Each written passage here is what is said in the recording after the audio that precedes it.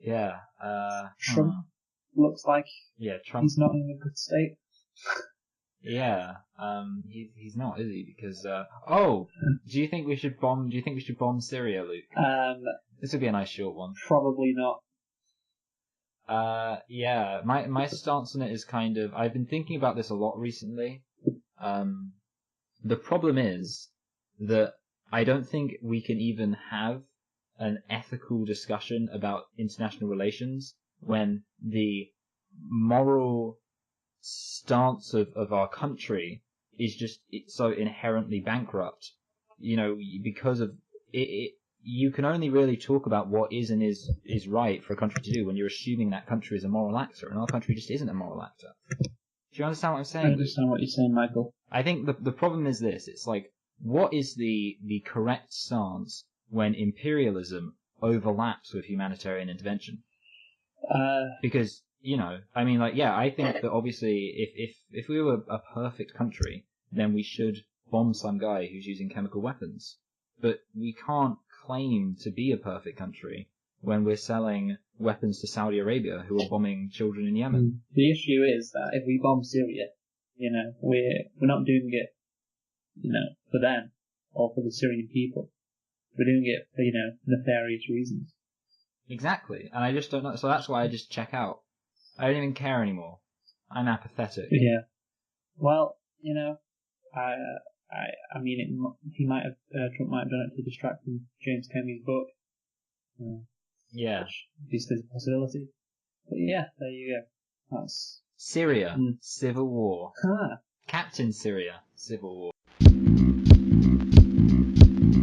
Back up, chump, Biggie Smalls rips it quick and kicks it quick. You know how black niggas get.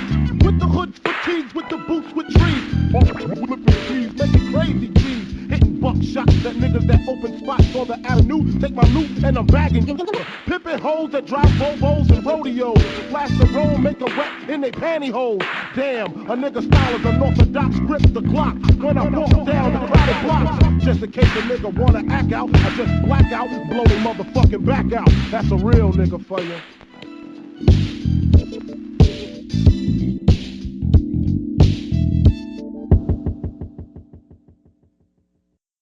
Hello and welcome to Select and Reflect, the movie review podcast where we look at films that have come out relatively recently in the cinema and see if they still hold up upon a second viewing.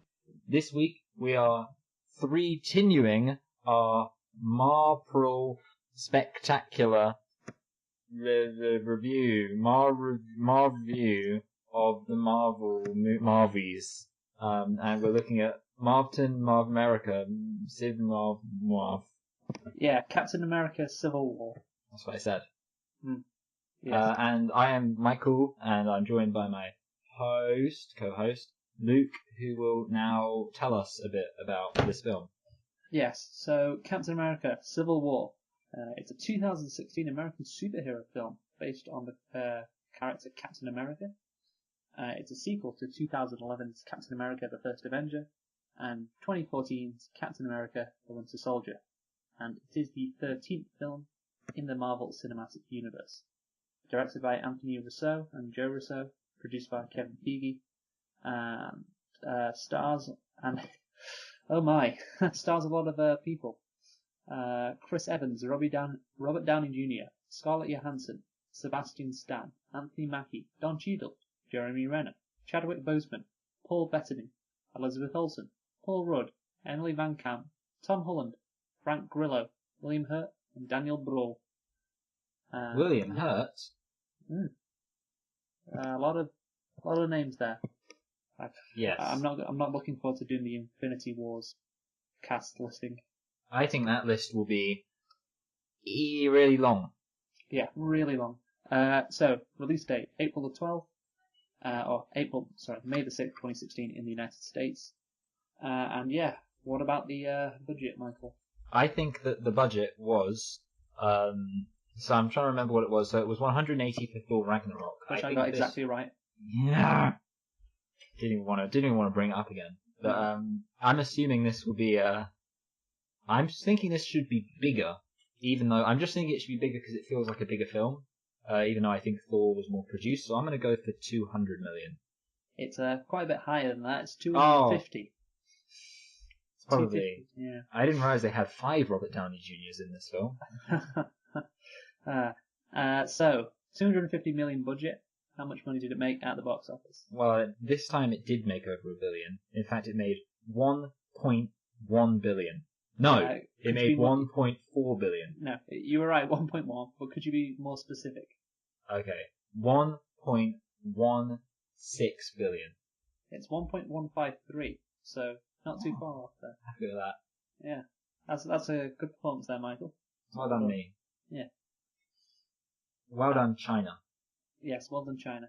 I don't know if it is China that's responsible, but I don't know. Like, I mean, it probably wasn't because there were a lot of black people in this, so China probably, China probably didn't care. Yeah. So, do you want to, talk about... Ask you well, the important question. Yeah, ask me. Go on. Luke, did you like this film? Kinda. Yeah, kinda. The same. Wow, we're too similar here.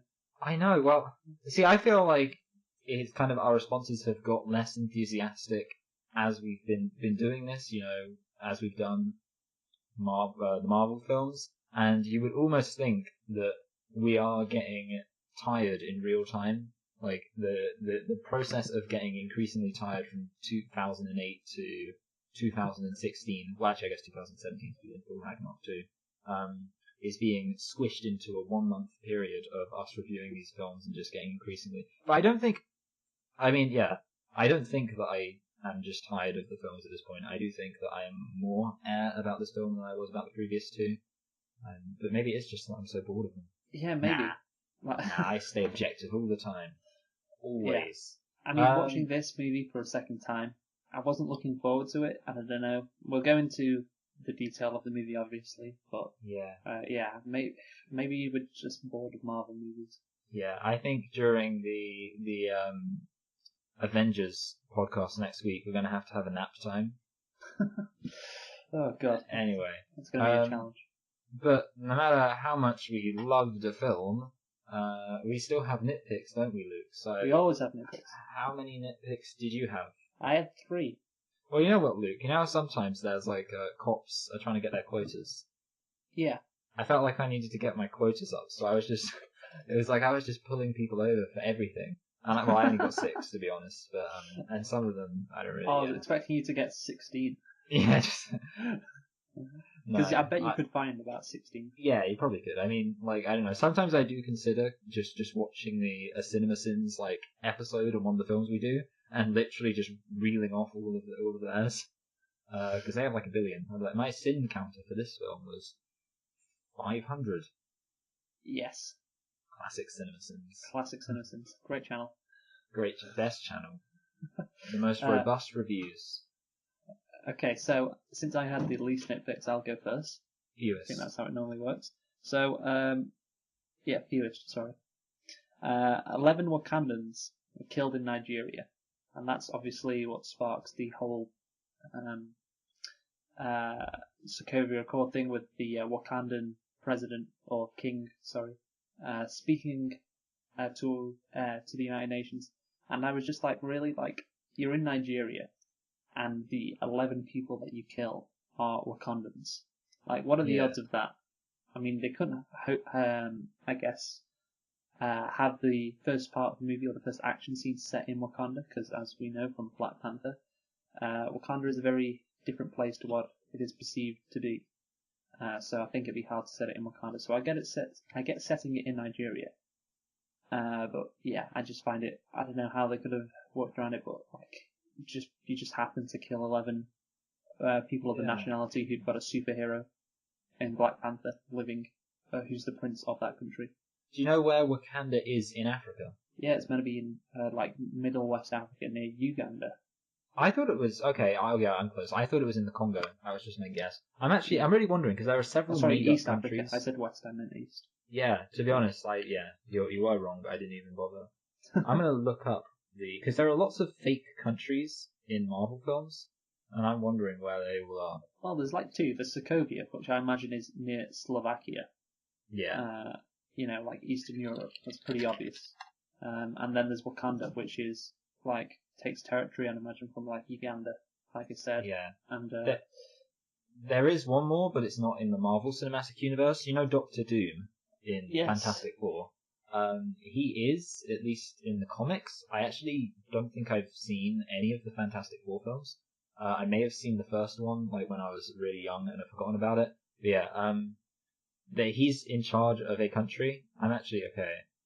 I'm looking at this. You can do your other nitpick, and I will be listening. I'm just kind of looking up maps because I'm curious. okay, you be curious over there. So the next one, Ant-Man in jail. Sorry, Ant-Man for the first Ant-Man movie. The whole idea was he was trying to, not go back to jail. And he was, a good guy. He was reformed. He didn't want to go back there. He wanted to do it for his kid or something like that. And so then what you have in this movie, forgot my word there, is Ant-Man basically just deciding, you know what, forget everything I learned in the first Ant-Man. I am just going to go and, be a criminal again, break the law. Why? He's got no motivation, and I think it's pretty bad. You set Ant-Man up to be this guy who wants to make sure he doesn't do something that could, make him go back to the way he was, and then he just throws it all away in this movie. So that's my second one, and then my last one, Zemo, when he's oh shit, no, it's his voicemail, isn't it? Nah, fuck that. He's listening to a voicemail of his, or it could be a recording of his wife. And I thought, in Siberia, right at the end of the movie, and I thought he was calling somebody, and some woman was talking to him. But Did we just watch you correct yourself in real time? I corrected myself in real time because I was like, well, you can't get reception in Siberia. What's he doing? But no, I realised now actually it was a recording of his wife. So yeah, that isn't a nitpick. So I only got 2. But the thing is, I could have got more probably. Yeah. But I think a lot of the issues are with the plot of this movie. There's a lot of issues that I could nitpick, but I think they all, need to be talked about in reference to the plot. Yes. So go I on. agree. What are your nitpicks? By the way, the kingdom that's controlled, or the country that's controlled by Doctor Doom, is called Latveria. And I also have a question for you, just as an aside. In the Iron Man films, the nondescript Middle Eastern country where the people were killed, or the refugees were coming from, I think that is also a country in the Marvel Universe. And I can't remember what it was called. You mentioned it when we did the Iron Man podcast. It was called Gulmira. They were in Gulmira, but I don't know if that was a country or just like a random place. Like, they didn't say it was like a country. Yeah. Well, It could very well be just like a part of Afghanistan. I mean, yeah, to be honest, it could be a real place. And then we're like a bunch of idiots. I'm just wondering if because maybe they didn't want to make up places. When they first started, they weren't brave enough to just make up places. And then they were like, hey, let's do it. But anyway. Yeah, I don't know why they did that. I mean, that's the thing in the DC universe. You got Metropolis and Gotham, 2 made up cities, while everybody in the Marvel universe is from New York. New York. Yeah. Anyway, nitpicks. Okay. So these aren't going to be in any particular order. So there's a bit where Black Widow, there's a grenade in a van, and she holds a guy in front of her so that the blast of the grenade doesn't kill her, but the blast of the grenade still blows up the van, or like blows the doors off the van. And something that kind of irritates me is like, people seem to think that cars have if a force is strong enough to blow apart a car, then it's strong enough to kill you. And I would think basically, I mean, I don't know, maybe it looked like an armored vehicle, and I would think if any force that could blow the doors off an armored vehicle, if you're closer to that force than the doors of the armored vehicle, it's going to kill you. Yeah, but maybe, she could have. I thought what happened there is she put one of the henchmen in front of her to block the blast. Yeah, but I don't really know. See, to be honest, this is kind of me not being completely certain about how explosions work, because I think that at least part of it is that explosions send a shock wave which kind of goes partially through things, especially obviously if you're like, I mean, the classic thing is people jump on grenades. Like, it would have made more sense if she threw someone on the grenade. By the way, Luke, I don't know exactly what's happening, but it doesn't matter anyway because I'm talking. Yeah, if she threw someone on the grenade, that would make more sense. I just feel like my intuitive knowledge of grenades tells me that if you're stood away from a blast, even if you hold someone in front of you, you're still going to get, you're going to get force thingied, shockwaved. Okay, yeah, but it's a superhero film. I have physics. I have take two. a backseat, I so don't think wouldn't we've be too ever worried put about these that. under nitpicks before. And I also don't think we talk about these very much, but it's kind of like what I call like bad lines, in the sense of being like obvious and kind of. So the first one is a woman goes up to Tony Stark and she like talks about her friend, her son, and yeah, her son's dead, and she says he's dead and I blame you, and it just felt like so, just like a weird thing to say, like I blame you, like. Yeah. And then she turns and then to the other one was so did you get that? Spider-Man. I find Spider-Man and Iron Man to be kind of similar names. Anyway, Spider-Man says, "Remember that really old movie, The Empire Strikes Back?" And to me that sounded like a really unnatural thing to say because first of all, no one introduces. So okay, do you remember in Birdemic when they're out of the cinema and the guy says, "That was a really good movie, The Inconvenient Truth." And it's like, no one introduces movies that way. No one's like, remember that really old movie? That. You just be like, remember in The Empire Strikes Back. And the thing is, like, they say it, like, the reason he says that really old movie is so they can be like, wow, how young is this guy?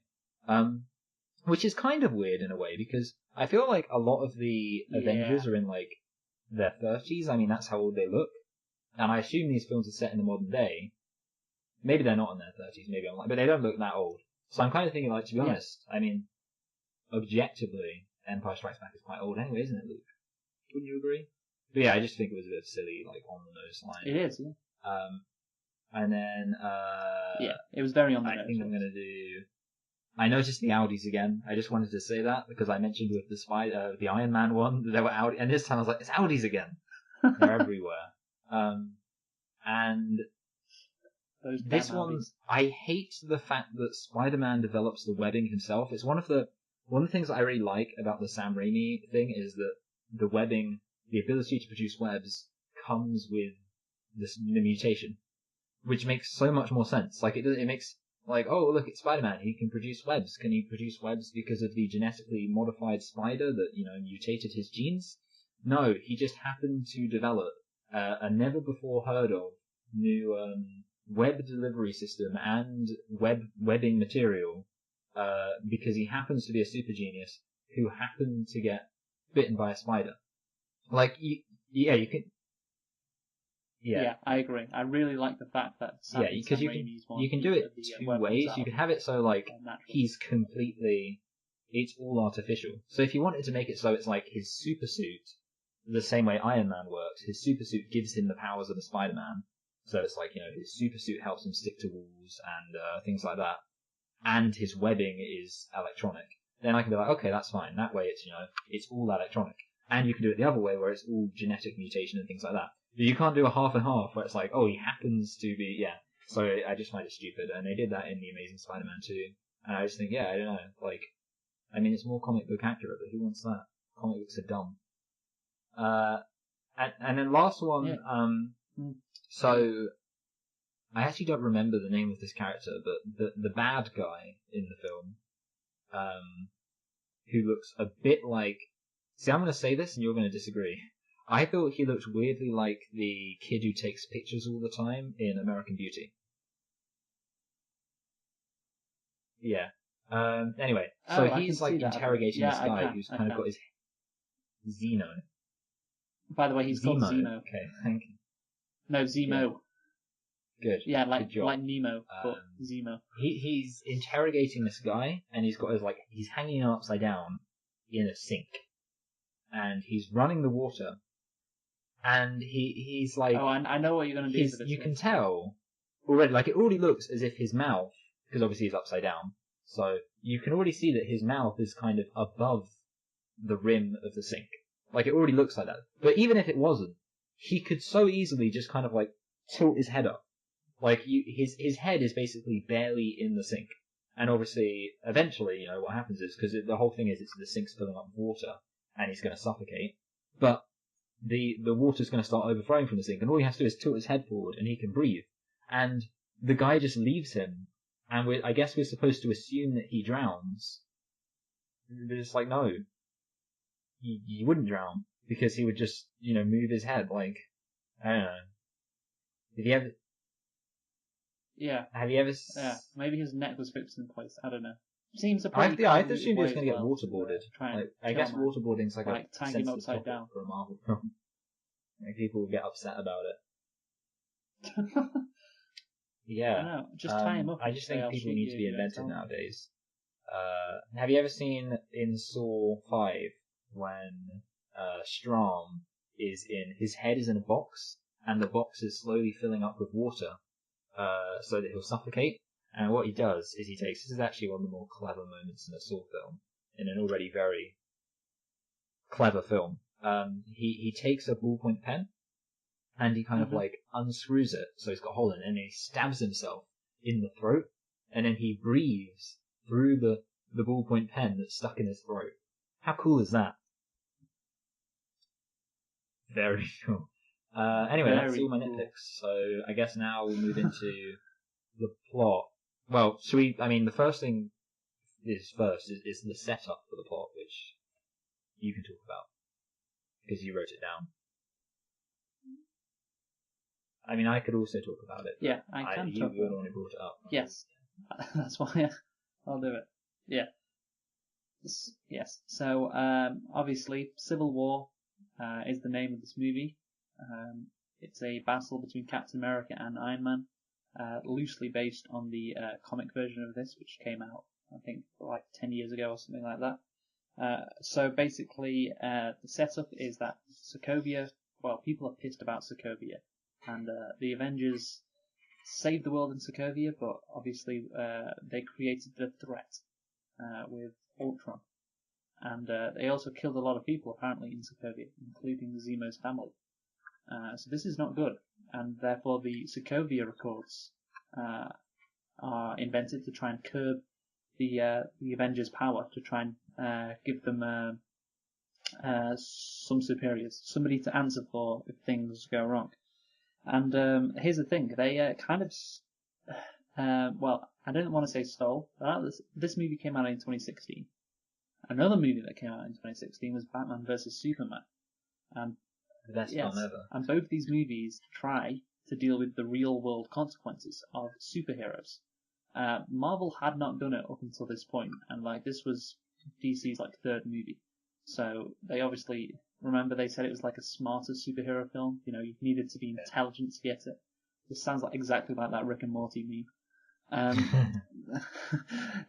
But yeah, so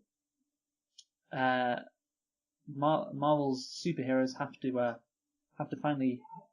Oh my God, sorry, Michael. Dylan just celebrated. That's okay. He's watching the Milwaukee Bucks. Did you hear that? I didn't actually hear it, to be honest. I feel bad about. It's probably going to be picked up on the recording. He just shouted "yes" really loudly, so I assume the Bucks won or something. But yeah, so just to finish up on the setup. Oh shit, I can't even read my writing. So yes, you wouldn't. So obviously, Captain America is on the side of no oversight. Tony Stark is on the side of oversight, and you wouldn't suspect that these characters would be on these sides. You thought they'd be on the opposite sides. But because Tony Stark feels guilty for the people he's killed, and I don't know what is Captain America's. Captain America wants to be able to kill people. Yeah, that's what he wants to do. Captain America feels like he hasn't killed enough people. Yeah. Whereas I think feels guilty. Yeah, he's not involved in the politics. Or he doesn't like to be involved in the politics of it all. He just wants to do the right thing. Yeah. And he's like, people have agendas, and I don't care about that. Captain America votes for Ron Paul. Yes. That's why Captain America, he's someone from a simple time. He was fighting the Nazis in 1945. Yeah. And the thing is, the Nazis are the bad guys. So he didn't need to think about, are we doing the right thing attacking the Nazis? Is it, are we doing it for more nefarious reasons? It's like, no, these are Nazis. These are the evil guys. We've got to make sure we kill them. Wow, Luke, that sounds pretty irrational. I'm a Yeah. rational centrist, so I think that we should confront Nazis in the open marketplace of ideas. There was a moral reason for attacking the Nazis. I do wonder, actually, if it going back to modern times, if the Nazis did come back today, if they did, like, in Germany, if they were around, what would some sections of the political spectrum say about the Nazis? Well, Like, I mean, if they hadn't existed before, we just at need to least- hear from them. it's better than Angela Merkel flooding the country with refugees. Yeah, but I'm talking about the free marketplace of ideas thing. Do you think they'd still advocate for that? I think that basically there's no limit to how far they will let things slide as long as they can keep as long as they can keep getting angry at people for like being concerned. So as long as they can continue to be like, I'm the rational person here, if you're just going to call everyone Nazis who takes over a country and establishes a fascist dictatorship, then maybe you've got a bit of growing up to do. Maybe you should just stop calling everyone you dislike a Nazi just because they established a fascist dictatorship, Luke. Yeah. So Captain America now, going back to the plot, he realizes that, okay, the world isn't black and white anymore. It's not us, the good guys versus the bad guys, the Nazis. If the government wants us to kill somebody who is, who we don't think we should kill, then, I don't want to do that, so I don't think we should have government oversight. And so that is the setup to the movie, a clash of ideas, and also a clash of fists, which happens later in the movie. But yeah, do you want to say anything else about the setup? To be honest, I don't really know if I do. I mean, like, one of the things that someone mentions, which I guess is kind of interesting, and you could almost argue, like it's something that you feel like they could play for a joke, and they don't really play it for a joke when they say this. The line is, and I forget who even says this line, but basically they're talking about how the number of people who are superheroes has increased in the Marvel Cinematic Universe. I found it very weird that they referred to it as the Marvel Cinematic Universe. I thought that was a bit weird that they actually referred in the film, they called it the Marvel Cinematic Universe. I went, yeah, Marvel Cinematic Universe. When Vision was having that thing about how conflict breeds catastrophe. Yeah, exactly. I thought that was a bit weird. Yes. Just an aside on that, I like how they're trying to justify all of these events. Like, because Iron Man comes along and the Incredible Hulk comes along, and all of a sudden, like, everybody wants to invade Earth and stuff. Yeah. Not like just because we have to create a load of movies and make a load of money. No, there's a reason behind all of this. Yeah. I mean, they didn't have to justify it because everyone knows, like, just things happen. I think a lot of things happened in, like, 8 years just because of, the need to make movies, but I don't know why they tried that. But anyway, go on. Yeah, I mean, like, that's the thing, like, obviously the thing is, it's kind of like, well, maybe it's the fact that we have these superheroes is why there's the need for these superheroes. Which is, something that you do kind of think about, like, I mean, it's the classic thing, like, there were no supervillains until Batman showed up. There were no supervillains until Spider-Man showed up. It's one of those things that you do think about when you're watching films like Batman and you're watching films like Spider-Man. You think, like, for example, why does the Joker exist? The Joker exists because he wants to get Batman. I'm going to have to close my door because for some reason it's ajar, and it means that you can probably hear things. Sorry. I didn't sound like that. Yes, that's the thing. Like, who I don't know invades? why I left it ajar. Yeah. Anyway, that's who invades the Avengers? Who invades Earth in 2012? It's the T'Chari or something. Chitauri. T'Chari. I think it's Sicario. What? It's Sicario. The film Sicario invades the film about the FBI trying to take out Mexican drug lords. Sicario invades Avengers. Yeah. Well, my point is, like, if they just invaded, 5 years earlier, and if Thanos decided he wanted his Infinity War stuff, or in what they called the Infinity Rings, Infinity Gauntlets? The Infinity Gauntlet, if he wanted to collect all that, 10 years earlier, he'd be fine. But because he waited just, a little bit too long, Now he's probably not going to achieve his goals. Yeah, I know, idiot, stupid person. I mean, it's Yeah. kind of funny. I mean, it's the inherent problem with Yeah, and any that's the alien thing, film. yeah. Why didn't they just show up like a second sooner? It's the problem second. with these movies, and that's fine. Like I accept that this is a problem. Like you've got all this stuff happening in a very short period of time, which is interesting. Which is why it's interesting that Captain Marvel is going to be set in the 90s. I read that, which is I think good. Spread it out a bit more. Yeah, And makes it seem more realistic. But it's fine not being realistic. But I just find it funny that Vision had to point that stuff out. Yeah, had to give a reason why why all these events happening was realistic. Okay. So, do you want to talk about the plot then? The plot. Yeah. I mean, the thing is with the plot, obviously, like one of the central driving points is something that we're going to kind of get into at the end, which is the big debate. So apart from that, there is a back plot. I mean, it's kind of like Batman vs Superman, but better. Because in Batman vs Superman, of course, the whole thing is that Lex Luthor it wants to defeat Superman by having Batman fight Superman. That's like his thing, and that's why he's doing it.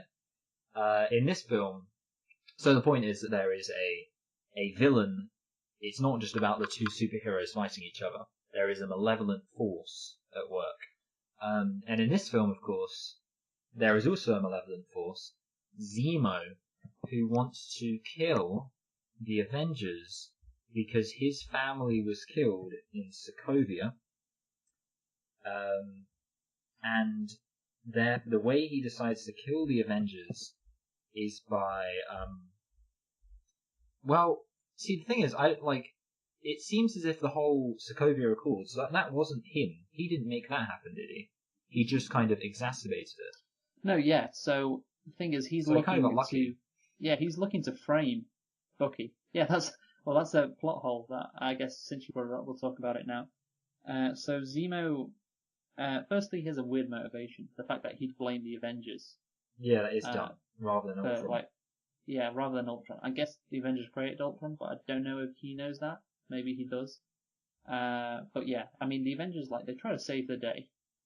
They would have ended the world had it not been for... Ultron would have ended the world if it hadn't been for the Avengers. The same thing in 2012. The world would have ended, or ruled over by Loki, if it hadn't been for the Avengers. So yeah, they've, smashed a few eggs, but, you gotta smash a few eggs to make an omelette. Yeah. Yeah, exactly. Well, I think it's break a few eggs to make an omelette, but yeah, anyway. Well, when you're the Avengers, you don't break eggs, you smash them. Yeah. Zemo's plan relies on Captain America and Iron Man hating each other. And, he's got quite a complicated plan, to do a load of stuff, involving Bucky the Winter Soldier, all just to get Captain America and Iron Man at the same time to watch a video where Iron Man realizes, oh, Bucky's killed my parents. It is really dumb. I was thinking that, literally, you know what it reminds me of? It reminds me of my least favourite Harry Potter film, where literally none of the plot matters except for the fact that at the end, the Triwizard Tournament Cup is a portkey, and that's it. And it literally could have made... I mean, I know that you don't agree with it being your least favourite, and we're not going to talk about that now, but one of the things that you can't deny is they literally could have just, made his fork a portkey, and the whole film didn't need to happen. But yeah, we're not going to talk about that film. I'm just going to throw it out there and then leave you not being able to defend your favourite film. But the thing is, it is literally a case of the entire plot is oh, it was all to get you here, and it's supposed to be oh, what a twist, but then you're kind of just why? Why was it? Why did you go to all that effort? You could have just... Why did you fly to Siberia? Yeah, just literally kind of just send it in... Just send the DVD. I don't know what was... Yeah. I mean, literally the whole thing is, I guess we'll say, for, I don't know, maybe people that haven't seen the film. Bucky, when he was in the Winter Soldier state, because he's kind of got he's like a Manchurian candidate, and that's his thing. So it's and they make a joke about him being the Manchurian candidate. It's he's been programmed to be evil sometimes. But anyway, he kills Tony Stark's parents, which first of all is reminds you of Spider-Man 3, when it turns out that Sandman killed Uncle Ben, Oh yeah, and it's like that's Yeah. the reveal, and you're like, wow, that's really convenient. that is convenient. Like Super in- convenient. Yeah, in this it makes kind of more sense, because it's like, you can understand why someone would want to kill Iron Man's parents, because Iron Man's parents are actually important. But yeah, basically, Bucky as the Winter Soldier kills Iron Man's parents, and the idea is that this is going to make Iron Man so angry that he will kill Bucky and Captain America when Captain America attempts to defend Bucky, and that's the plan. And it's kind of like, you think like, even it doesn't even seem like it was even guaranteed to work anyway. Like, obviously, Yeah. the thing that happens at the end is that Captain America bests Iron Man, and he doesn't kill him, which you kind of like know is going to happen. Like, obviously, I mean, whichever one of them won, you know that ultimately, like, there's a big difference between defeating someone in a fight and murdering that person. And I can understand thinking that maybe Iron Man or Captain America would defeat the other person, but there's basically zero chance that one of them would, like, stand over the other one, and the other one's like, please Yeah. don't kill me, and then he kills him, like, so I don't know, yeah, not Yeah. a great plan. Yeah, that's the thing. Like this, at the end of the movie, I don't know. I felt like the stakes weren't that high because you just know they're gonna like make up in a future movie. The things they don't even make up in a future movie, they make up in that movie. Literally 10 minutes later, Tony Stark gets a letter from Captain America, and Captain America's like apologizing and saying, "Oh, I'm there for you. Don't worry. We're still friends, right?" And so like, there's not. It's a civil war. It's not a war. It's like a civil fight. That's what it should have been called. Captain America Civil Fight. And that's it. Like, Yeah. this, I think it's Like, called Captain America Civil yeah. Scuffle. so, a civil scuffle. The whole concept of this movie, you know, two sides against each other is cool. But the thing is, like, it's gonna have no impact going forward. They're all Yeah. gonna be friends in Avengers Infinity Yeah, War. this film was kind of really pointless. I mean, it introduces like several characters, which I guess is kind of, but even then, like, both those characters pretty much immediately got Yeah. their own introductions afterwards, and you didn't Yeah. really. I mean, it was kind of worth it for the airport scene to see them all battle together. But even then, in that airport scene, I think even Scarlet Witch said you are pulling your punches to, I think it was Hawkeye or somebody, Yeah. implying you aren't actually fighting your hardest. Yeah, I like that line And though, the- because it's kind of like the joke about Hawkeye is that he's the most weak, pathetic, useless Avenger. So I like the idea that it's No, like he's the one who's not trying. I still think that's Black Widow. Like, Really? how is she, like, that's the thing, Hawkeye can fire arrows. Oh. He's like Iron Man. Like, he can make stuff explode. Yeah. How the true. hell has Black Widow got a seat at the table with all these superheroes? Are you being Like, you got sexist? Vision. Are you saying Yeah. Black Widow shouldn't be allowed in because she's a No. woman? Scarlet Witch would be allowed in. Scarlet Witch can do fucking incredible things. Why the hell is, like, you got Black Widow sitting next to Vision and Scarlet Witch talking about, you know, you got from the general, and she's talking about them, and she's like, what can you do? Why are you even here? Yeah. Like, you can just, like, you're good at gymnastics and, like, punching people. Like, you're not a superhero. Like, Yeah. I mean, I don't know, but that's a bit of a tangent there. No, I agree though. I agree that they, yeah, I mean, Black Widow, you like, is kind of like her thing is that she's, you know, a ninja. But then, yeah, I don't know, yeah, like, she doesn't really have much in the way of ranged attack. No. And also, like, I mean, the thing is, I guess, she can't get punched at all. Like, I feel like, because she's not got, I mean, I think I'm right, like, she hasn't got a single, there's nothing about her that is extra human, is there? No. No, so I'm literally pretty she sure gets it's not. punched, yeah, she gets punched once by anyone, and she's dead. Like, I can imagine Captain America just punching Yeah. Black Widow and killing her. Yeah, she could get killed by accident. Yeah, she was just, like, what? I mean, she had this thing in this movie where, like, electric stuff, you know, she fired some electric, like, taser thing, and it, electrocuted the attacker for a second. But, yeah, I mean, she didn't have that in previous movies, and again, like, that's not really her character. like she's meant to be like a ninja and assassin, which is good and all. It'd be making an interesting movie, but she's not a superhero. There's nothing like super about her. But like I said before, it's not really got a lot to do with this particular movie. Yeah. Also, sorry, I'll let you. I was just going to say, one of the things that I was thinking about, because obviously you were saying how this is the first film in the Marvel Cinematic Universe that really deals with the question of what would it be like if superheroes existed in real life. It's kind of weird because, they're having this over-the-top fight scene, and then basically they cause, in some sense, an explosion to hit a bunch of civilians. There's a bomb, and they throw it away basically, and they throw it into a populated area, which causes loads of civilians to die. Is the basic plot.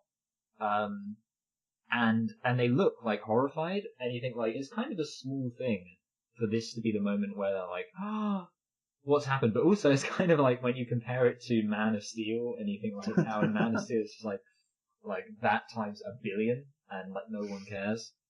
Yeah. Well, I'm looking forward to the Man of Steel review. Yeah, that's gonna be so much fun.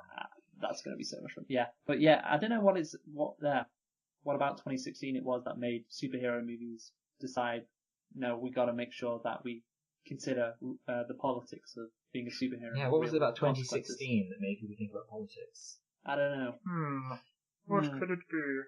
Nah, things about everything seemed to be revolving around politics, and I think watching the Red Letter Media review of Civil War, they made a really good point. It's I think it was Mike saying, I go to the movies to get away from all this stuff. All this, terrorism and, politics and stuff. I just want to escape for, 2 hours. And then they fucking put it in, a superhero movie. Yeah. And superhero movies aren't meant to be realistic. It's okay.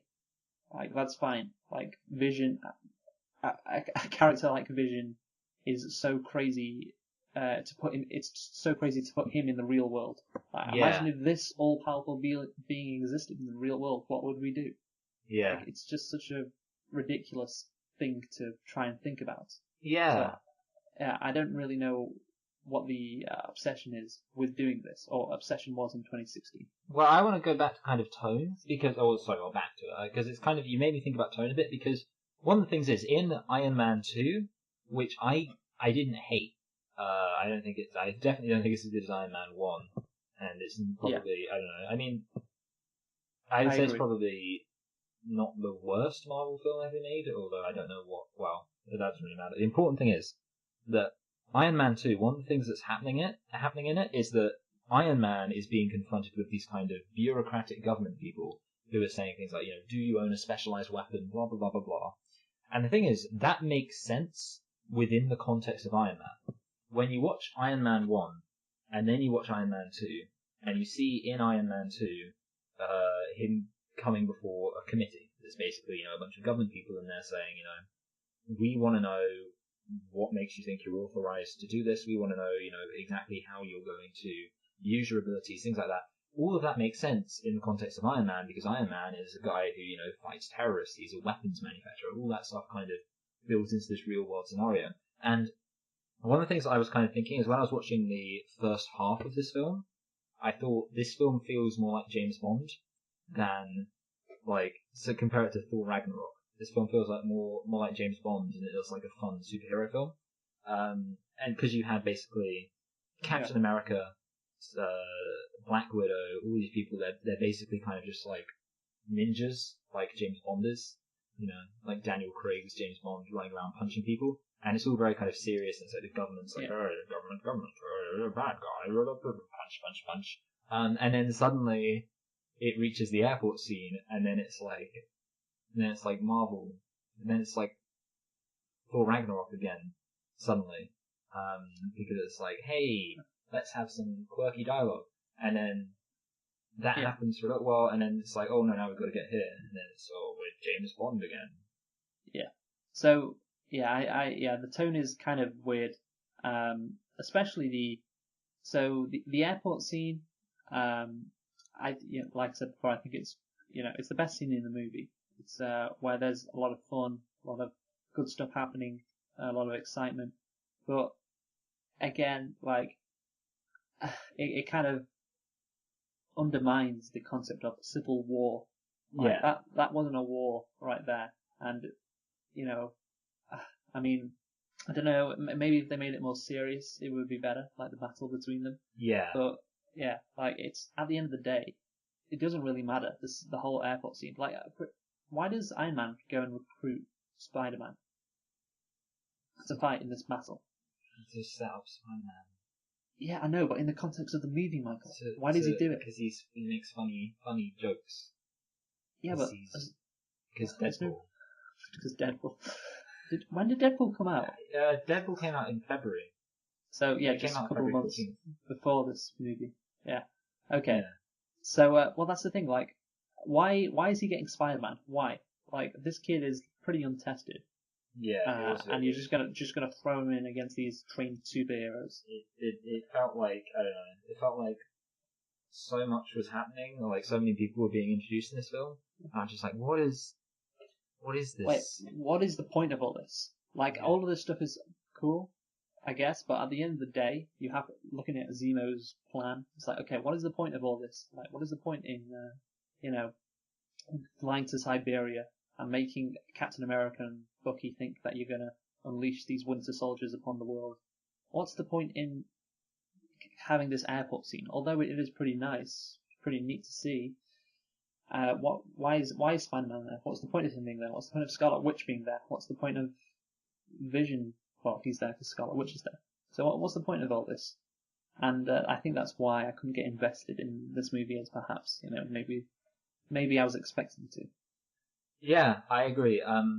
This film, it feels like the weird thing about the airport scene is in some ways the airport scene almost kind of furthers in my mind the idea that like these people shouldn't be superheroes because like they're basically not taking it seriously. Like it's almost dystopian and like kind of like horrific on a cosmic level that the world is basically protected by these people who literally don't take punching each other and fighting each other seriously at all.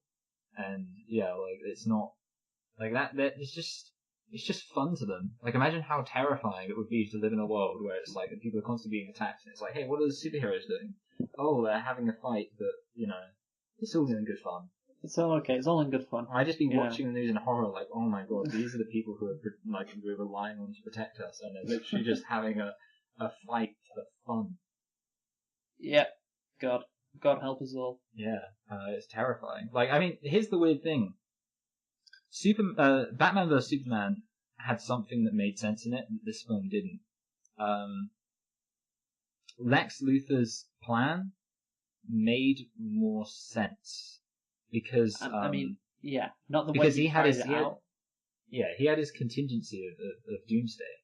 Like that makes basically He was like, we got to turn these two people against each other and we got to do all this. Well, like it was quite complicated and didn't really make a lot of sense at times. But we got to, get Batman and Superman to fight because, they're dangerous or something. That was his motivation, and like I think that's perfectly reasonable. Yeah, that's actually a better motivation than my family died while they saved the world. That's not a great motivation. Yeah, like they saved the world, man. Like this is, you got to give them some slack. Yeah. I mean, the thing is, like, it would have made so. The thing is, I guess, is the implication that he personally killed all of the Winter Soldiers? Yes, that is the like, implication. Yeah. He could have. I mean, the whole thing is basically he wants to kill either Iron Man or Captain America because he wants them to fight each other. So if he wants Captain America to kill Iron Man, then he's presumably making the presumption that one super soldier can kill Iron Man. And if he thinks that there's a chance that Iron Man can kill Captain America, then he's assuming they're pretty evenly matched. Which is, in other words, if you've got like 8 super soldiers, why not just lock them in that bit? Like have them go to a place with really secure, triple reinforced doors, Because the thing is, they're not Superman. Like, I'm pretty sure that Captain America... I mean, I don't know if Captain America can withstand being shot in the face. I don't think he can. Yeah. I know Iron Man probably can't. not. So yeah, literally, all he would need to do is probably just get a load and load... Like, yeah, they couldn't escape. Get the super soldiers to just kill them. And if the super soldiers for some reason can't kill them, just, like, detonate a nuke. And then... Like, I don't know, yeah. I mean, they're not... Yeah, Captain America, I assume, would be killed by a nuke, because he's not that powerful. He's... I don't know. I mean, maybe I'm kind of crossing my universes, but he's as powerful as Willem Dafoe in Spider-Man. That's how powerful he is. It's the same... Well, you know what? You're trying to come up with an idea how to fix this movie. I was just coming up with the idea of, like... Well, the idea that Zemo wasn't actually in this movie. Because he didn't need to be in there. Yeah. Because, like, well, that's the thing. There's two things. Like, you got the Battle of the Sokovia Accords, the difference between Iron Man and Captain America. And then you got this whole Winter Soldier thing. Yeah. And, like, there's two different things. And obviously, somehow Zemo knows that Captain America and Iron Man are fighting, even though he should have no idea that they are, and exploits that. And that, they plot the two different sort of things going on in the movie kind of tie into each other. But I'm just wondering if Zemo wasn't in this movie at all. Yeah. What would happen? I think, to be honest... for example, I was just going to say, like, Bucky is charged with blowing something up. Maybe it's the Sokovia Accords, but, like, Zemo isn't behind it. Or, I don't know. So, basically, like, they still have to go after... Captain America still wants to save Bucky, and Iron Man still wants to get him, but Zemo just isn't involved. Yeah, exactly. I mean, the thing is, having the film be the result of a malevolent force kind of makes the whole point of the film more stupid. Because it's like, true. Because it's like, it's supposed to be that you have these two competing ideas facing off against each other.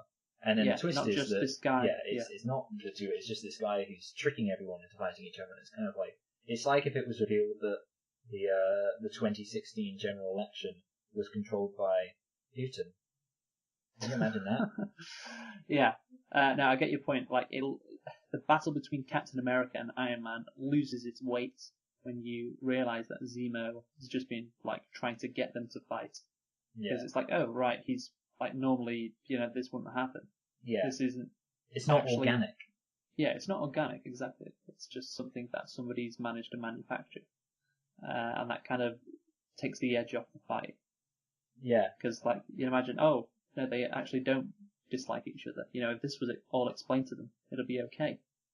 But yeah, there you go. I actually only have one thing to talk about before we talk about the central question of this film, so I don't know what you have to talk about. I just wanted to go on the action scenes. I want to talk about the action scenes. Right, good. So, first of all, I wanted to say that I actually think Captain America may have the best action scenes in the Marvel films, in a way, because he's basically, his thing is he's like a human being but better, which kind of just means like it makes his fighting kind of like interesting. The thing about a lot of the other people is they feel kind of too, well, either invulnerable or the way they fight is like totally removed from reality. For example, Iron Man, his thing is that he flies around in a giant rocket suit and fires guns at people. But Captain America, he's basically just a guy who happens to be really strong, which I find interesting. But there's one thing that annoys me about, and I notice it more with Captain America, and I think the reason I notice it more with Captain America is that Chris Evans is not a stuntman. He's not a black belt in karate. So what happens is a bunch of fight choreographers come together and they say, here's a load of cool things we can do. And then, of course, they come to Chris Evans, and Chris Evans can't actually do all those cool things. So what they have to do is they have to have Chris Evans do half a thing, and then they cut to a different shot and have him do the next half of the thing, and then they have him do half a thing, and then they cut to a different shot. And basically you end up with this thing where it's like, you can tell that the choreographers have choreographed this really cool action, but you can't actually see Captain America doing it because they just have to cut every single time he like moves a limb, because Chris Evans can't. He's not a kung fu master. Yeah, a lot of cutting in this movie. One Well, I just wanted to say about the action scenes that I enjoyed the chase when Bucky and Black Panther and Black Panther was chasing Bucky and Captain America was chasing them both. Oh, is that when Remember? they were like on the roads and there was like they were running when and they're on then the roads.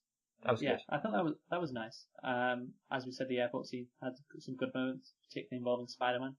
So there were some good action scenes, but like you, you had a complaint with the like hand-to-hand fighting. That was your issue, right? Yeah.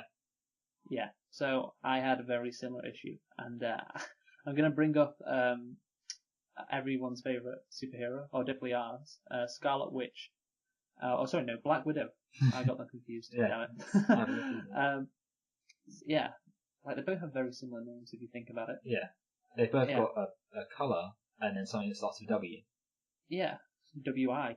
Yeah, very very confusing. But yeah, so Black Widow, right at the beginning of the movie when she's fighting off those henchmen, they do that thing that really really pisses me off in action movies when the henchmen, instead of just shooting her, trying to like engage in hand-to-hand combat with her fighting wise. And this there was like 3 times when Black Widow is trying to like fight these bad guys, and instead of just because they got guns, instead of just standing like 5 feet back and shooting her, they try to punch her, and it happens so many times.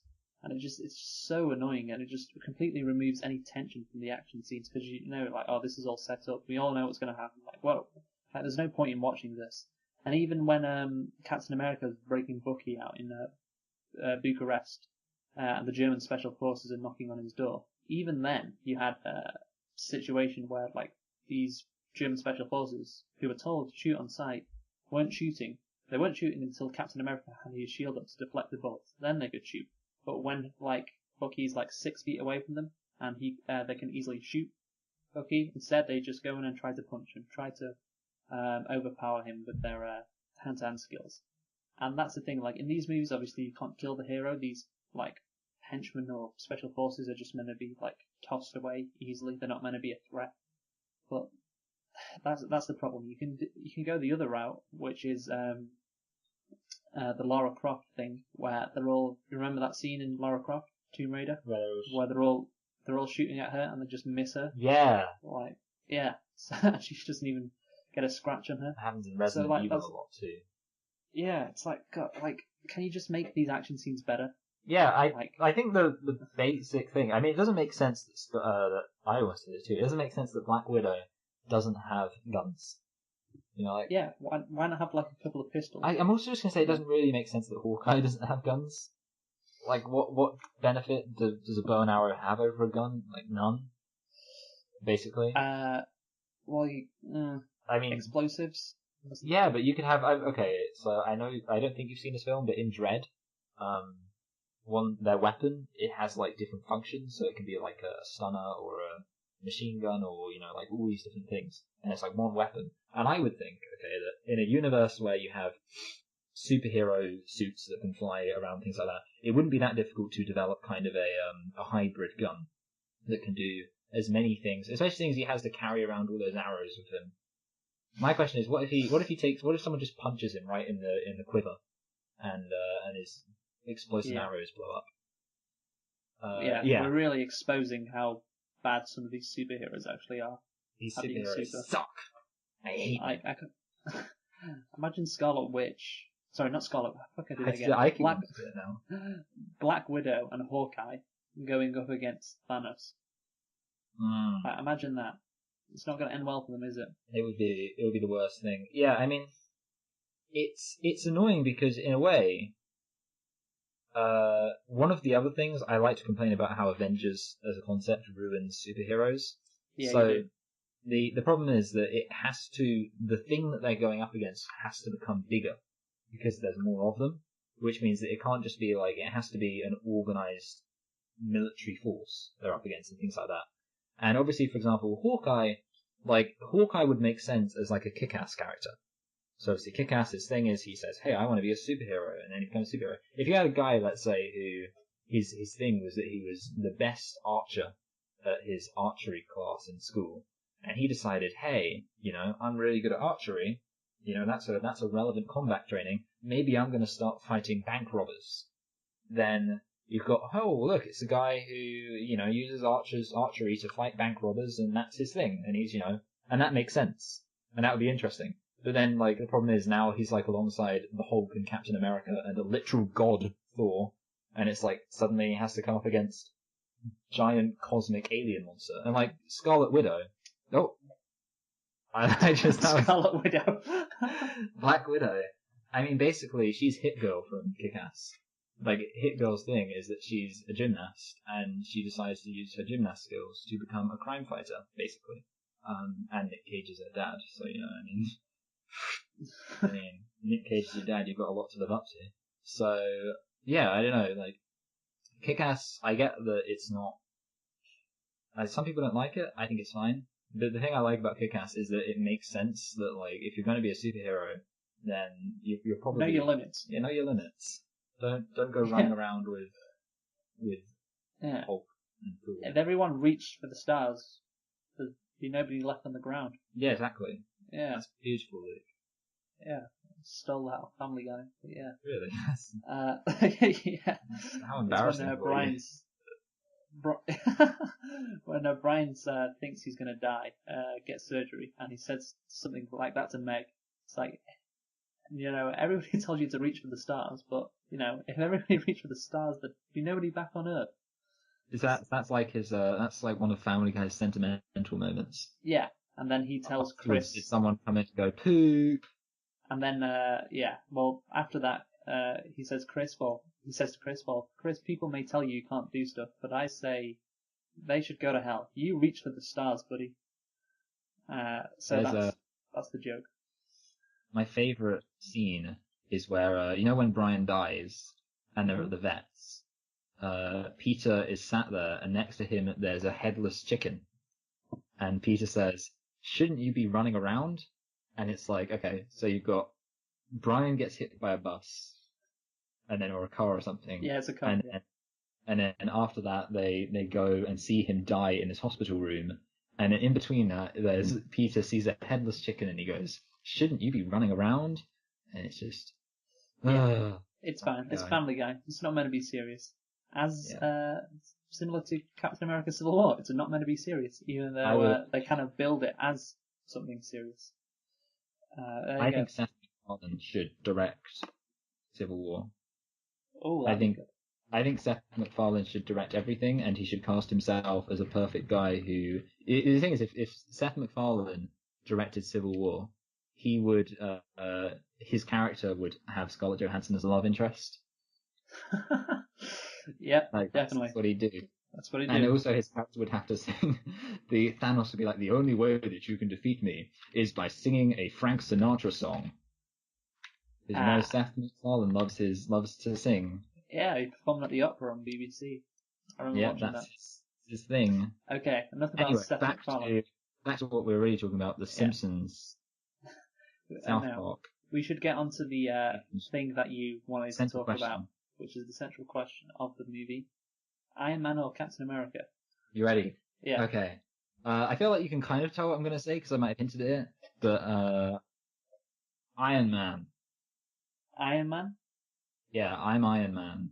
I'm Team Iron Man. If I was a superhero, I'd probably be Team Captain America. There we go. See, one of the things about this film is that there were there were only two reviews I saw for this. One by YMS, who is, I don't know if you, Your I Movie think Sucks. Your Movie Sucks. Yeah. He did this film, and he was like, his criticism of the film, one of his main criticisms of the film was he said that it's completely unbelievable that anyone would believe, he said like basically that Iron Man's character was not believable. Because Iron Man's motivation was so ridiculous, because the thing that Iron Man supported was so stupid that no one would ever support it. And in the Red Letter Media review, Half in the Bag, one of Rich Evans' criticisms was that he said that the film wasn't believable because Captain America's position is so unbelievable and so stupid that nobody would support Captain America's position.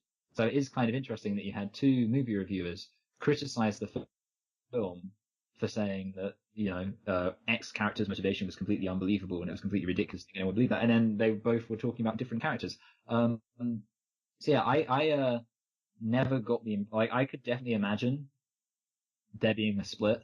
I did not struggle at all with the concept that people would be divided over the central question of this film. Yeah, no, I can imagine it as well. It's very believable. Yeah, it's a believable divide. My stance on this is this is one of the reasons why I am pro Iron Man. Okay, because Captain America is basically saying, well, what if they tell us to do something bad? And the thing is, I don't know why you wouldn't just, it's as if he doesn't live his life with the idea in mind that things could go wrong, which of course, his entire thing is that, he's living a nice life and then suddenly something goes wrong. So basically what I'm saying is even if, let's just imagine that the United Nations said, hey, Iron Man, Captain America, the Avengers, we need you to do something evil. If that happened, then they could just say no. Basically, what I was thinking was they've done the whole not being self-directed. So they've done the whole being self-directed thing. They've done the whole doing it their way, and I actually don't think that it's been horrible. I'm not saying that they've been the worst people in the world, but they've done it their way, and now some people are like, hey, maybe we should try doing it a way where there's actually some oversight. And basically, I would think just intuitively, it's well, you might as well give it a shot. But Captain America's like, no, I don't want to give it a shot. I want to vote for Ron Paul and smoke weed. Yeah, so, I don't know. Captain America is he's kind of I'm a good person. I'm good. I'm always going to do the right thing. I know that. I'm Captain freaking America. So I don't need any government people telling me what to do, because I always know I'm going to do the right thing. And Tony Stark, he obviously knows that he is not, good like Captain America. He's got a bit of a dark side to him.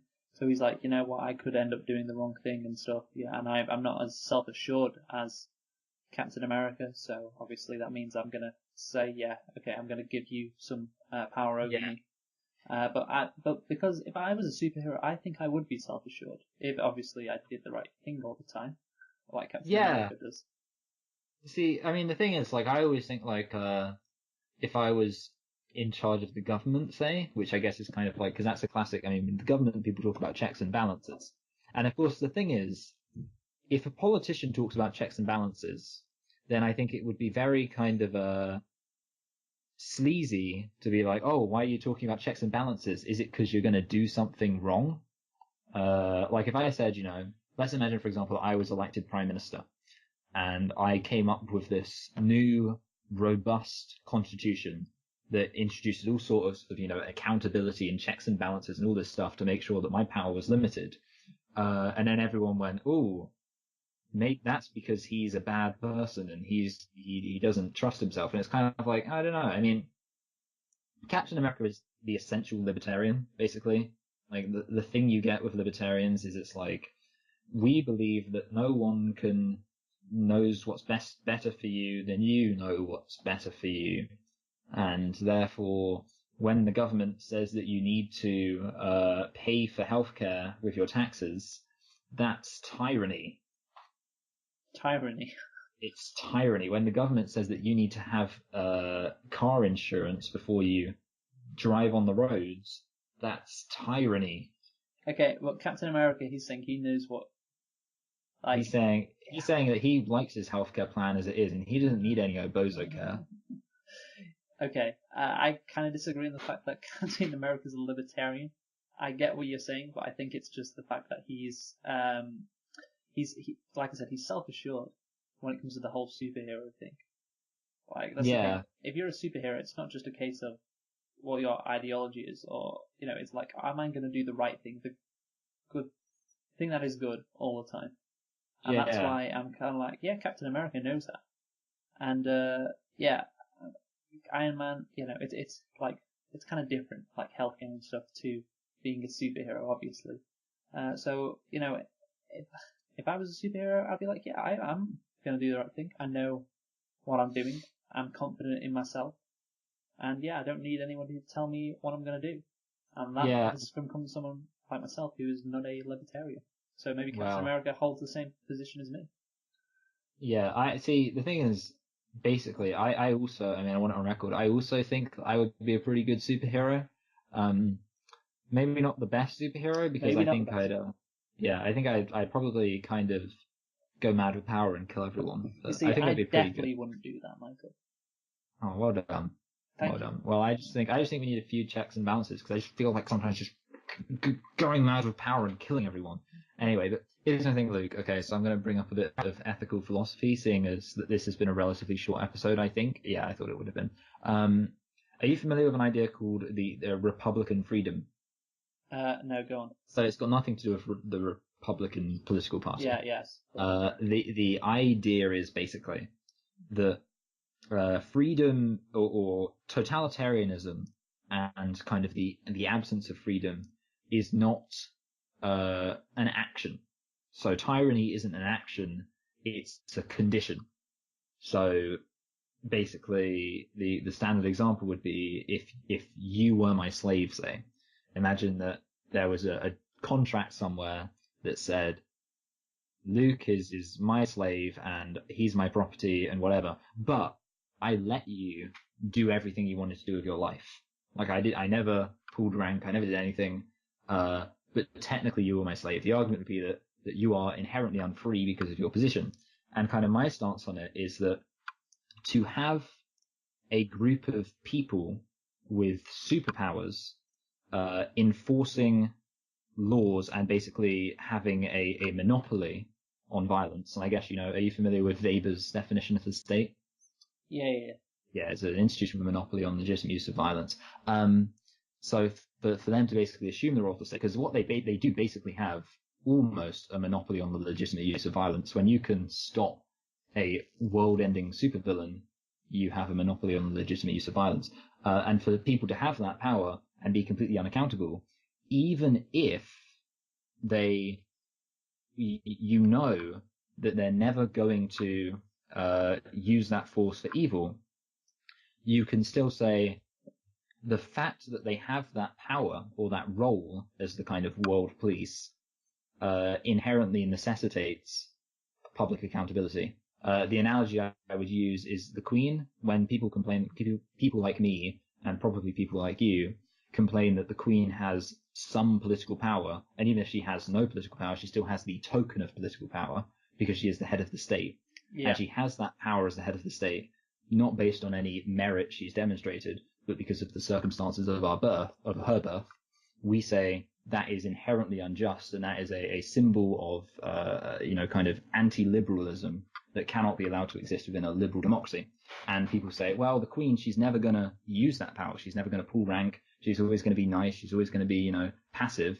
And I would say to that, well, but the very existence of her having that power, knowing that it comes not from any internal merit or any kind of accountability to the people, but from her condition of birth and, things like that. Yeah, no, I agree with you. I agree with you, Michael. If I was a citizen, or if I was a member of the government, I would support Tony Stark's position.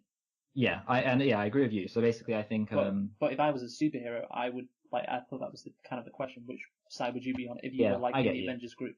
Yeah. You know what? I think it would be interesting to have if the film was. In fact, actually, I want to talk about this because I was thinking about it after the Thor podcast. I don't know why, but I was thinking about kind of different things you could do with the Thor universe. And what I was thinking about was that in the first Thor, and several other subsequent Thors, Thor saves humanity. And I was thinking about how in the third film, of course, as I mentioned, he is taken to this world where he is no longer a god and he doesn't have the power and he's a slave. And I was thinking, what if you twisted that on its head further and had humanity come to rescue Thor? So I was imagining, like, if Thor, he's defeated by, what's her name again? Hela? Yeah. He's defeated by Hela, and then suddenly these tanks and, Black Hawk helicopters and all this kind of, like, human military equipment just comes in and starts, like, shooting people, and it's like, and I thought, oh, that would be so cool. Anyway, so basically what I'm saying is that at some point in the Marvel Cinematic Universe, I think they should show that human militaries actually have some power. Like, I would kind of like it if in the Infinity Wars film, it wasn't just the Avengers fighting Thanos. I would like it if it was kind of all of Earth. Okay, so you know that scene in Spider-Man? This is very Independence Day-ish. Yeah, I was thinking of the scene in Spider-Man when they go, "Hey, you mess with one of us, you mess with all of us." I imagine that like Thanos comes down, it's like, "I'm gonna," and then all the people start throwing cans at him. "Hey, you mess," and he's like, "No." Defeated by humanity. But yeah, it is Independence Day. I like the idea of, everyone comes together. Like the end of Watchmen. Maybe. That'll be a good movie. But yeah, so we've That's done it, yeah. I think we should That is sum up everything. on this movie. Yeah. You usually sum up first. Okay, I'll go first. So, Captain America, Civil War. I think it was a nice concept, nice idea to get, two sides battling against each other. And I think maybe necessary because obviously the Marvel Cinematic Universe has been criticized for not having any good villains. So why don't you just get the heroes to become villains? There you go, problem solved. So like I said, nice concept, but I think it's undermined by the plot holes involving Zemo and the fact that none of it actually mattered. Like, it didn't matter at all. There's going to be no lasting effect from this movie. There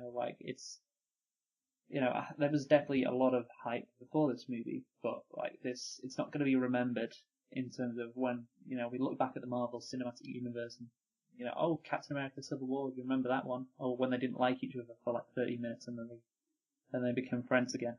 It's not going to be significant in any way, and I think it really could have been. It could have been something that was worth viewing again. Like, I wasn't that excited to watch it for the second time round. I just wasn't, which is a shame because, like I said, the whole concept is pretty exciting. I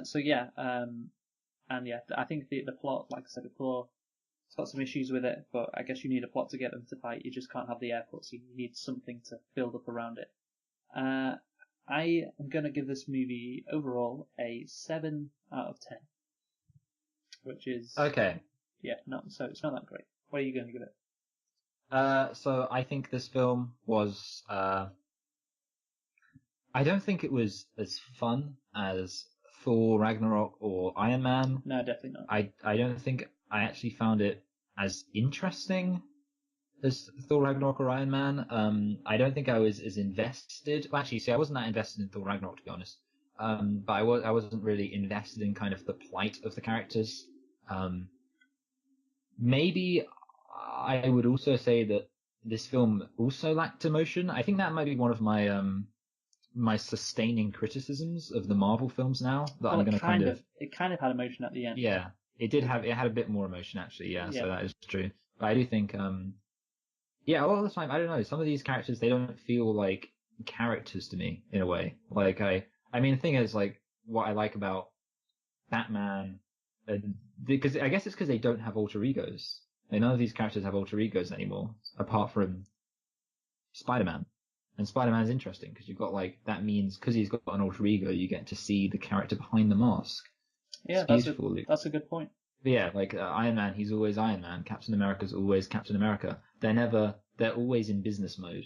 They're basically the superhero equivalent to, like, the executive who walks around with, like, the handless headset in his ear, and he's always, like, talking to people like, yeah, you got to get the Jensen account. And, like, you never. Yeah, basically what I'm saying is that there should be, if they were in a family drama, they would be the superheroes who were obsessed with their work and they missed their son's baseball game. And then the conclusion would be that they would realize that they need to go to their son's baseball game. Yeah, and that's why I think skip the Jensen account meeting. Yeah, Captain America needs to go to his son's baseball game. Like Hawkeye did. And then Hawkeye couldn't even stay at his son's baseball game. He was like, oh, I've got to go. Yeah. Hawkeye was the sequel, where basically it's the same film again, and he's like, "Hey son, I've got to go to the baseball game," and the son's like, "Oh," and then who's the real Scarlet Witch? Yeah, who is the real? Who's the real Scarlet Widow? Yeah, I mean, her brother died. Anyway, so basically, really? Yeah. Wait, hold on. So her brother was Quicksilver, right? Yeah, he's dead. Okay, good. I wanted to check that was. Yeah, Quicksilver was such a great character too. He was so memorable. What an awful death, eh? Quicksilver was Kick-Ass, which is funny. Oh. That's confusing because Kick-Ass is also a Marvel film. Crazy. Crazy. Ugh. Anyway, And Paul Rudd is Green Lantern. Anyway, yeah. Where are you going to rank this? I can't really summarize this film that much because I don't really care about it. And I'm gonna give it, I'm gonna put it below the Minority Report. I was originally putting it above, but the more I thought about it, the more I've just thought, So yeah, I'm gonna put it below the Minority Report. But I'm still gonna put it above Dunkirk. Oh. Or Dunkirk. I don't know. Screw Dunkirk. I hate Dunkirk. That's like America review. Dunkirk, 0 out of 10. Me and you continue to be very similar when it comes to reviewing movies. Yeah, the only difference was the Disaster Artist. I literally don't think we've disagreed apart from the Disaster Artist. Yeah. That's great. We're gonna have to go back to that. Well, maybe we'll disagree when it comes to the Avengers, but probably not. Yeah. And Avengers Age of Ultron as well. Yes. Tomorrow. Next week, we will be reviewing the Avengers films. This Marpril has been building up to the release of Avengers. What about April Engines? No, that doesn't work. April Engines. April Engines. April Engines Infinity Wars being released probably, let's say, Friday the 27th. It probably is. Yeah. I'm going to see the film on the Monday. Ooh. Yeah.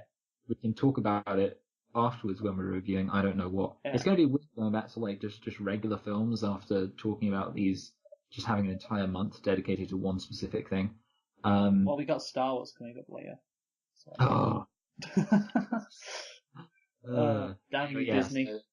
We've been building up to Avengers Infinity War, and it seems like it's taken us an infinity to get there. And next week we're going to be doing a double whammy, which we haven't done since we did the last double whammy we did was 50 Shades. So 50 Shades of Grey, 50 Shades of Darker, yeah. Even though the Darker wasn't really a double whammy, we spent like 10 minutes on that. Yeah, that's true. Yeah. So let's hope it's better than the last double we did. Anyway, so look forward to that. Mm-hmm. And who have you been? Keep watching the skies, people. That's my tagline for our UFO themed podcast. Okay, that's good. I've been Michael. And I've been Luke, and we have been selecting and reflecting on Captain America: Civil War. Bye. Bye.